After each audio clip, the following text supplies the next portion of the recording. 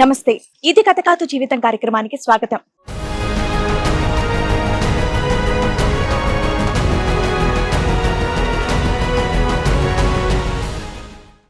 మా ఫ్యామిలీతో కలిసి మేము ఫంక్షన్కి వెళ్ళాం మేడం.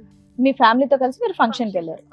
ఫంక్షన్కి వెళ్ళి వచ్చే దారిలో యాక్సిడెంట్ అయిపోయింది. అది కార్ యాక్సిడెంట్ అయిపోయింది. వాళ్ళంతా చనిపోయారు. అందరూ చనిపోయారా?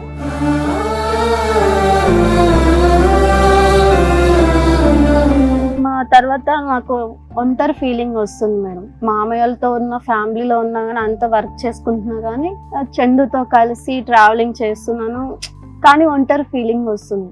నేను ఇంకా చందుతో మాట్లాడినాను, నాకెందుకో ఒంటరి అనిపిస్తుంది, చనిపోవాలన్న థాట్స్ వస్తున్నాయి, మైండ్లో ఏమేమో వస్తున్నాయి.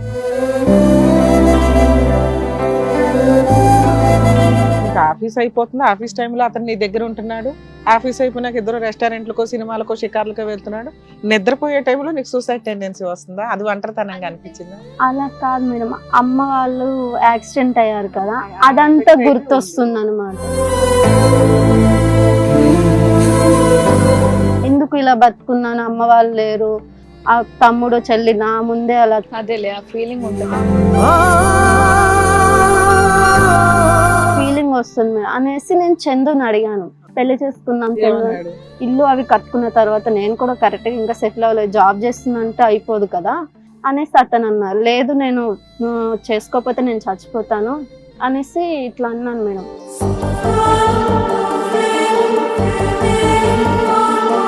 సరే అనేసి వాళ్ళ ఇంటికి తీసుకెళ్లారు మేడం. వాళ్ళు కూడా ఒప్పుకొని ముహూర్తాలు పెట్టిస్తున్నారు మేడం. పెళ్లికి ముహూర్తాలు పెట్టిస్తున్నారు.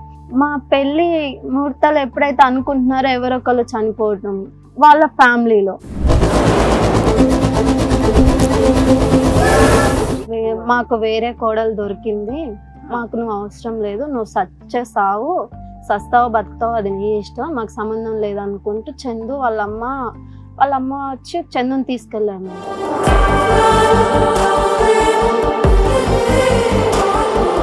మాట మాట్లాడితే నేను చనిపోతా అనేసి బెదిరిస్తారు సార్.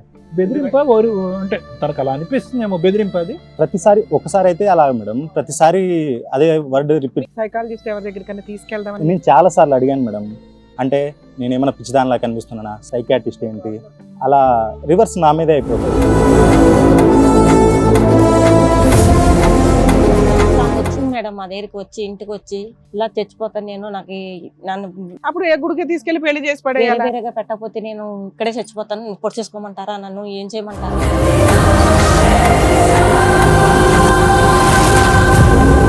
మరి ఇప్పుడు మీరు వేరే పెళ్లి చేస్తానని చందుకు అన్నారు కదా, మరి ఇప్పుడు అదే వస్తుంది, ఇప్పుడు నిజంగా ప్రయత్నం చేస్తుందేమో భయంగా ఉంది మాకు.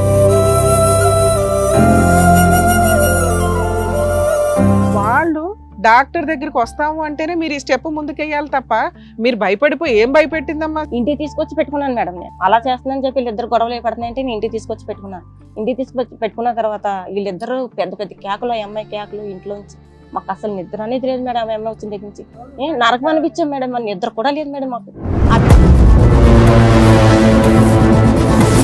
తనతో లివింగ్ లో ఉన్నంత సేపు తను పెట్టిన టార్చర్ కి నా వల్ల కాలేదు సార్. ఇంకా నేను తనతో ఉండదలుచుకోలేదు. తను నన్ను పెళ్లి చేసుకుంటే మాత్రం నేను ఉన్నాను సార్. ఫస్ట్ మీరే ఏదో ఒకటి చేయాలి.